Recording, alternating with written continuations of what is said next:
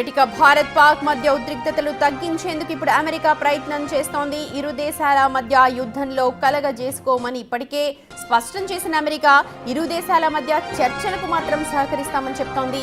America secretary of state Marco Rubio ఇరు దేశాల నేతలకు ఫోన్లు చేస్తూ ఉన్నారు. చర్చలకు ఒప్పించే ప్రయత్నాన్ని ప్రారంభించారు. నిన్న పాక్ ప్రధానితో ఫోన్లో మాట్లాడిన మార్కో రూబియో నేడు పాక్ ఆర్మీ చీఫ్ ఆసిఫ్ మునీర్తో మాట్లాడారు.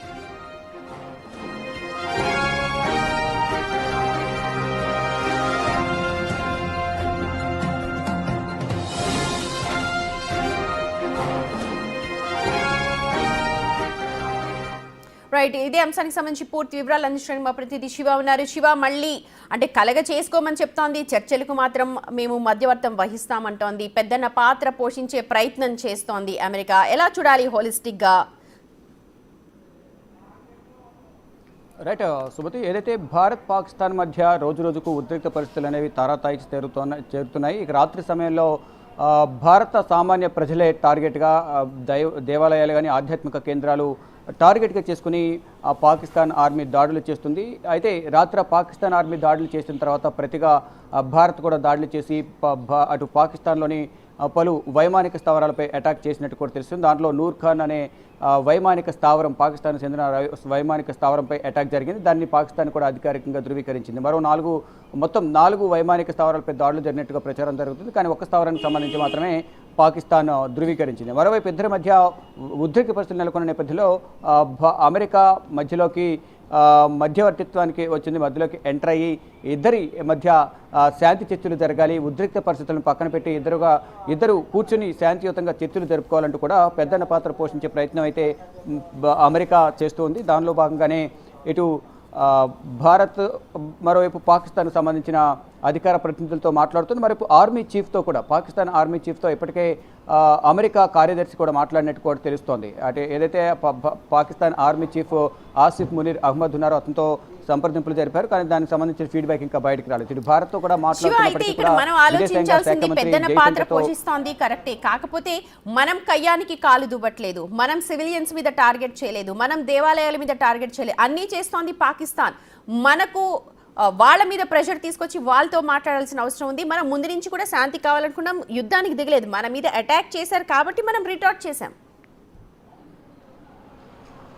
డెఫినెట్గా ఇదే విషయాన్ని అమెరికా దృష్టికి తీసుకెళ్లారు విదేశాంగ శాఖ మంత్రి జయశంకర్. అంటే పాకిస్తాన్ని సంప్రదించే ముందు భారత్ విదేశాంగ శాఖ మంత్రి జయశంకర్తో బిఫోర్ లాస్ట్ నైట్ మాట్లాడారు. ఏదైతే ఉద్రిక్త పరిస్థితులు కొనసాగుతున్నాయో దాన్ని శాంతియుతంగా చర్చించుకోవాలని చెప్పిన నేపథ్యంలో మేము ఎక్కడా కూడా ఎవరి మీద, సివిలియన్స్ మీద, సాధారణ ప్రజల మీద కానీ అక్కడ సైనిక స్థావరాల మీద మేము అసలు దాడి చేయడం లేదు. మాది ఆ టార్గెటే కాదు, కేవలం మా టార్గెట్ అంతా ఉగ్రవాదులే. ఆ ఉగ్రవాద స్థావరాల మీద మాత్రమే మేము దాడి చేస్తున్నాం. కానీ పాకిస్తాన్ మాత్రం ఉగ్రవాద స్థావరాలను, వారికి సంబంధించిన ఆస్తులను కాపాడుకునేందుకు దేశాన్ని, అక్కడున్న ప్రజలను పణంగా పెట్టి మాపై దాడి చేస్తుంది తప్ప మేము వేరే ఉద్దేశంతో ఎటువంటి దాడులు చేయడం లేదనేది కూడా విదేశాంగ శాఖ మంత్రి జయశంకర్ కూడా అమెరికా రాయబారికి తెలియజేశారు. ఇటు అమెరికా కూడా ప్రధానంగా వైట్ హౌస్లో దీనిపైనే చర్చ జరుగుతుంది. ట్రంప్ కూడా దీని మీదే ప్రధానంగా చెప్తూ ఉన్నారు. అంటే ఉగ్రవాద స్థావరాలపై దాడి చేయడం అనేది కరెక్ట్, కానీ ఇటు పాకిస్తాన్ సరిగా వ్యవహరించడం లేదు.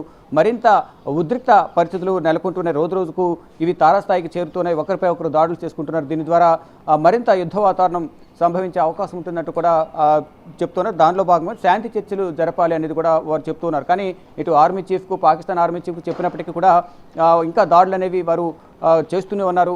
ఇక గత రెండు రాత్రుల నుంచి, మొన్న కూడా రాత్రి సమయంలో జమ్మూ మీద దాడి చేశారు, చుట్టుపక్కల ప్రాంతాల మీద దాడి చేశారు. నిన్న రాత్రి కూడా మొత్తం పాకిస్తాన్ సరిహద్దు ప్రాంతాలు ఏవైతున్నాయి, రాష్ట్రాలన్నింటి మీద కూడా టార్గెట్గా చేసుకుని అన్ని దాడులు చేస్తున్న పరిస్థితి కనిపిస్తుంది. దీన్ని భారత్ కూడా ధీటుగా సమాధానం చెప్తోంది. మరోవైపు పాక్కు సంబంధించిన 2 ఫైటర్ జెట్లు కూల్చేశారు. ఇద్దరు పాక్ సంబంధించిన పైలట్లు ఇద్దరు భారత్ ఆర్మీ బలగాల వద్ద బందీలుగా ఉన్నారని ఒక ప్రచారం జరుగుతుంది. దానికి సంబంధించి అధికారికంగా ఆ ప్రకటన రావాల్సి ఉంది. మరోవైపు ఎక్కడికక్కడ అన్ని అసత్య ప్రచారాలు చేస్తూ ఇటు భారత్ సంబంధించిన వైమానిక స్థావరాలను, ఎయిర్ ఫోర్స్ ను కూల్చేశామంటూ కూడా పాకిస్తాన్ ప్రచారం చేసుకుంటుంది. భారత్పై సాధించాము, మొత్తం పాకిస్తాన్ కు సంబంధించిన ఆర్మీ విజయం సాధించింది, భారత్ పైన దాడి చేశామని ఒక ప్రచారం అయితే చేసుకుంటున్నారు. దానికి సంబంధించి మీడియా సమావేశం ఏర్పాటు చేసి హోంశాఖ కార్యదర్శి విక్రమ్ మిశ్రీ కూడా మీడియా సమావేశంలో పాల్గొన్నారు. ఏదైతే అసత్య ప్రచారాలు చేస్తుందో పాకిస్తాన్ దానికి సంబంధించి కొంత వివరణ ఇచ్చే ప్రయత్నం అయితే ప్రధానంగా చేశారు. మొత్తం డ్రోన్లు, ఆయుధాలు, యుద్ధ విమానాలు వాడి పౌరులకు సంబంధించి వారిపై దాడులు చేయాలని కూడా ప్రధానంగా వారు చూస్తున్నారు పాకిస్తాన్ అనేది కూడా మీడియా సమావేశంలో వెల్లడించారు. మరోవైపు ఏదైతే దాడులు చేశామని చెప్తున్నారు, సిర్సా వైమానిక స్థావరం పూర్తిగా దగ్ధమైందని కూడా వారు చెప్తున్నారు. దానిలో భాగంగా అక్కడ ఎటువంటి దాడి జరగలేదని కూడా గుర్తిస్తున్న పరిస్థితి కనిపిస్తుంది. మొత్తం ఎక్కడికక్కడ దాడులు జరుగుతున్నప్పటికీ వాటిని తీవ్రంగా ఎదుర్కొంటున్న పరిస్థితి అయితే భారత్ చేస్తూ ఉంది. దానిలో భాగంగా ఎక్కడ కూడా ఎటువంటి స్థావరాలపైన వైమానిక స్థావరాలు కానీ, మరోవైపు ఇటు ఆర్మీకి సంబంధించిన వైమానిక స్థావరాలు, ఎయిర్ ఫోర్స్ మీద ఎక్కడ దాడులు జరగలేదు. అసత్య ప్రచారాలు చేస్తున్న పాకిస్తాన్ అనేది కూడా భారత ప్రభుత్వం కానీ, ఇటు external affairs, minister of defence, అలాగే హోంశాఖ కార్యదర్శి కూడా దీనిపై వివరాలు వెల్లడించారు. ఎక్కడికక్కడ పటిష్టమైన భద్రతను ఏర్పాటు చేసి పాకిస్తాన్ ఏదైతే దాడులు చేస్తుందో ఆ దాడులను తిప్పికొడుతున్నామంటూ కూడా భారత్ చెప్తోంది. ఎక్కడికక్కడ మొత్తం ఆ డ్రోన్స్ ప్రయోగిస్తున్న నేపథ్యంలో వాటినన్నిటి కూడా సమర్థవంతంగా మన దగ్గర ఉన్న టెక్నాలజీ ద్వారా, యాంటీ డ్రోన్స్ ద్వారా అవన్నీ కూడా తిప్పికొట్టే ప్రయత్నం అయితే చేస్తూ ఉన్నారు. ఇటు జమ్మూ కాశ్మీర్, పంజాబ్ రాష్ట్రాల్లో ప్రజలను టార్గెట్గా చేసుకుని వారిపై దాడులు చేస్తుంది పాకిస్తాన్ ఆర్మీ. ఈ నేపథ్యంలోనే వాటిని ధీటుగా సమాధానం చెప్తున్నామంటూ కూడా చెప్తున్నారు. ఇక సూరత్లోని ఎయిర్ ఫోర్స్ స్టేషన్ కూడా ధ్వంసమైందంటూ కూడా చేస్తున్న ప్రచారం ఏదైతుందో అదంతా కూడా అవాస్తవం అంటూ కూడా భారత ప్రభుత్వం చెబుతోంది. సిర్సా వైమానిక స్థావరం కూడా పూర్తిగా దగ్ధమైంది అనేది కూడా వారు చెప్తున్నారు.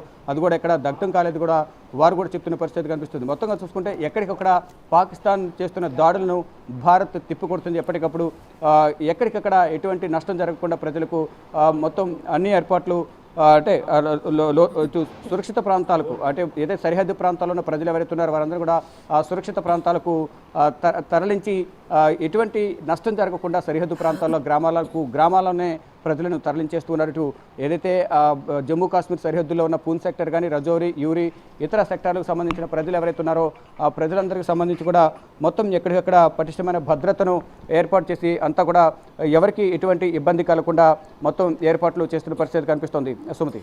Right Shiva, thank you so much. మొత్తానికి పెద్దన పాత్ర పోషించడానికి అమెరికా ఇప్పుడు రంగంలోకి దిగింది. మీ యుద్ధంలో మేము పార్టిసిపేట్ చేయమనింది, కానీ శాంతి చర్చలు జరపడానికి సిద్ధమంటోంది. ఈ నేపథ్యంలోనే జయశంకర్ కూడా కాల్ చేశారు. అటు పాకిస్తాన్ చీఫ్లకు కూడా కాల్ చేస్తూ ఉన్నారు. అయితే ఇక్కడ అమెరికా ఆలోచించాల్సిన విషయం ఏంటంటే, ఉగ్రవాదం మీద భారత్ ఇక్కడ యుద్ధం చేస్తోంది, ఉగ్రవాదులనే మట్టుబెడుతోంది. పాకిస్తాన్ లాగా సివిలియన్స్ ని టార్గెట్ చేయట్లేదు, ఎయిర్ బేసెస్ ని టార్గెట్ చేస్తోంది అక్కడ. అయితే ఇప్పుడు ప్రతి ఒక్కరు కూడా ఈగర్గా వెయిట్ చేస్తున్నారు ఎలాంటి నిర్ణయం వస్తుంది అన్న దానిపైన. చూడొచ్చు ప్రస్తుతం బిగ్ టీవీ స్క్రీన్ మీద పాక్ విసిరిన మిజైల్స్, అవి శకలాలు అన్నీ కూడా కొన్ని పొలాల్లో కనిపించాయి. వాటన్నిటిని కూడా ఆర్మీ వాళ్ళంతా స్వాధీనం చేసుకున్నారు. స్థానికులంతా కూడా అక్కడ ఇన్ఫర్మేషన్ ఇవ్వడంతో ఆర్మీ అధికారులు అక్కడికి చేరుకొని ఆ శకలాలు ఏవైతే ఉన్నాయో అవన్నీ కూడా స్వాధీనం